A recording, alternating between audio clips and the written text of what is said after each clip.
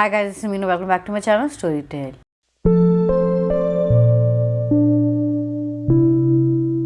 Let's talk about From Blood and Ash by Jennifer L. Armentrout. This has been the most hyped book I've ever seen. It is everywhere on Book Talk, on BookTube. Everywhere I see a reel or a video made dedicated to this book. And almost everyone I've seen has praised about this book. So of course I wanted to give it a try and read it for myself how I feel about this book. And just like in most of the cases, it did not live up to its hype. I really hate it when some mediocre book which is not that good gets so much of hype and it gets so much famous that it actually ends up winning Goodreads Choice Award. This book I think won the Goodreads Choice Award in fantasy section, and I do not understand why. The world building in this book is not that great. It is not that interesting. I really liked the world building of the Shiva trilogy. It was much more complex, it was much more interesting, but the world building in this book is just very much complicated. It is not something very easy to grasp. I still do not understand half of this book. This book is supposed to be about vampires, and I am partial to vampires. I love vampires, and I've always been wanting to read a very good vampire book. And to be honest, I was kind of happy when this book kind of got its hype, because I thought, okay, finally vampires are coming back, finally people will love them back because they are just so interesting. But this book does not have that vampire vibe. It does have a little bit of blood and vampires, but it's not a vampire book, at least not for me. It does not have the same dark, airy kind of vibe. It just felt like a regular fantasy book. It does not feel like a paranormal book for me. The vampire in this book are just so confusing. There are two kind of vampires from what I can understand. One is Ascendant. I do not know what is that supposed to mean. And the other ones are Atlanteans. So Atlanteans are the main vampires that we need to read about. They're the good vampires, right? So that was something was very confusing for me. I did not enjoy the vampire part in this book. Let's talk about our main characters. The main character in this book is Poppy. She is a maiden and she is someone who is very much sheltered. She is not allowed to meet anyone.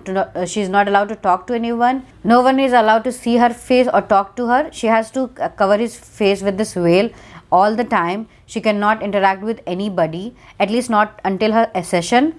I still do not understand what that is supposed to mean. Our main character Poppy, who is a maiden by the day, at night she becomes this huntress who goes out at night to secretly hunt these zombies kind of characters. Again, the characters and everything is so confusing in this book. I do not understand which species or which character or which I still do not understand. But at night she goes to hunt these people or creatures. I think the name was Craven, if I'm not wrong. I do not remember. But she goes out to hunt these creatures, and that is when we get to know that she is a badass. She is someone who can never be defeated. Of course, she is a main character, so she has to be this invincible person who can never be defeated. All her fighting skills have been taught to her by her bodyguard Victor, who is very close to her, who is like a father figure to her. But there's so many wrong things that happen to Poppy that he does not actually stop. The only few scenes that I felt bad for Poppy are the scenes with the Duke and the Lord. Especially this one particular scene which I think was very greatly written. It was in the scene where she is made to stand naked in front of the Duke and the Lord, and even though they do not touch her, they still end up beating her with a cane. And even though they do not touch her, but just with their eyes, she felt so helpless and felt so creeped out, and I can really feel her in that moment. I really love that scene. I think that is where we get to see how her being a maiden was a big problem for her. That whole scene was very well written, especially Victor was standing just outside the gate and he knows everything that is happening inside it, and how he too was very helpless. I really liked the complexity of that scene. That scene was done very well in this book. Now let's talk about our other main character. The only character that made this book a little bit bearable is Hockey. To be honest, when he was first introduced in the first chapter of this book, I really enjoyed the little scene that we get with him. It was kind of very sexy kind of a scene and I really liked it. There were a little bit problems with it, especially when it comes to consent, but still that scene was what got me ready for this book, and I was really excited to read after that. But of course, I was met with disappointment. After that particular scene, I was really searching for Hockey and I wanted to see more of his scene.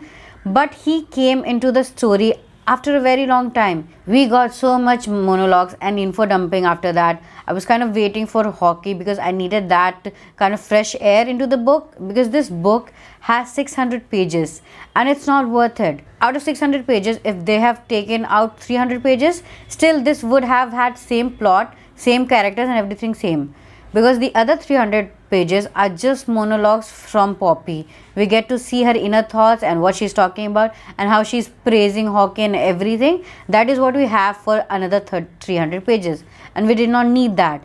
Why this book was so long, I just do not understand. I have been a fan of Sarah J. Maas. I really like her books, and even though her books are 600 to 700 pages, still each and every page is just so interesting. They get so many twists and turns. It has such amazing character. It does not get boring. But this book, it tries to be in same genre with same length of book, but this story does not do justice to 600 pages. It was just so long. It took me forever to complete this book. Hockey is not a very great character, but there are scenes with him which are kind of very interesting, because he kind of brings out that humor in this book, which is very much needed, because this is such a dull book. He kind of riles up Poppy and makes her angry, so those are the kind of scenes that I actually enjoyed. Especially enjoyed how much confident he was and how each and every word of him was kind of like, seduction kind of words. So I kind of really liked that. The thing that I did not enjoy about Hockey is how the author was trying to make him, very mysterious kind of a person, even though it was kind of obvious who he was from the start, because any person with two sense of mind can understand how this book is gonna end. But still, the last 20% of the book was much better than the first 80% of the book. Everything started to happen in the last 20%. We get to meet new characters who are actually very interesting. I really like them. Why could not that have been shifted to 50 to 40% of the book? I do not understand. And even the intimate scenes in the last 20% was very sexy. I really liked it. Especially this one scene when, which scene I'm talking about. Especially this one scene where they actually make love. That scene was very good. I really loved that. I think it was very nicely written. Like I said, the saving grace of this book was basically Hockey, because he was the one who made this book a little bit bearable. Now let's talk about 3 things I liked about this book and 3 things I did not like. First thing first, there are certain amazing scenes in this book. Especially there was scene with Poppy and the Duke and the Lord. Then there was scene with a massacre happening, and there was also few scenes of Hockey which I actually enjoyed. So there were so many scenes in this book which was actually enjoyable, but they're so rare and so few in between that you kind of lose that interest while you're reading this book. But anyway, those few scenes in between is what kept me going in this book. That is what kept me hooked to this book till the end. The second thing I like about this book is Hockey and the intimate scenes. All the intimate scenes were very well done. It is written very beautifully. I really like that. Of course, it is not as great as what Sarah J. Maas writes. She is much more capable of writing those scenes. But still, the scenes in this book are still very interesting. I especially like these scenes which we get by the end of this book. I really like how open this book is from the start. So that is something I really enjoyed. The third thing that I really like about this book is the ending. The last 20% of this book is really interesting. It is really fast paced, especially like the new character that were introduced by the last 20% of this book. Even though the ending was quite predictable, still it was very enjoyable. I really liked all the scenes with Hockey when he was really able to open up, when he was just not treating Poppy as just a princess. He was kind of, very much blunt with her and everything. I really liked that. I also liked how complex Hawk's thoughts are by the end of this book. Even though he loves Poppy, still he has to take this very important step which is not gonna go well for Poppy, and we do not know what he's gonna do next and how he's gonna do it. Of course, he's not just gonna sacrifice Poppy. Still, it's gonna be interesting to watch how he saves Poppy and still manages to do what he has planned to do for years. Now let's talk about things that I did not like about this book. The first and foremost is the info dumping. Why is there so much of info dumping? I still do not understand. This book has 600 pages. It could have been fed to us slowly, but no. They had to put everything in one page or in one chapter. And still I'm confused. I still do not understand what the world building is, how the vampires, how the wolves and everything work in here, how there are zombies in this book again. I do not understand. I do not understand the names. I do not understand what accession is and what is the purpose of the maiden, Poppy here.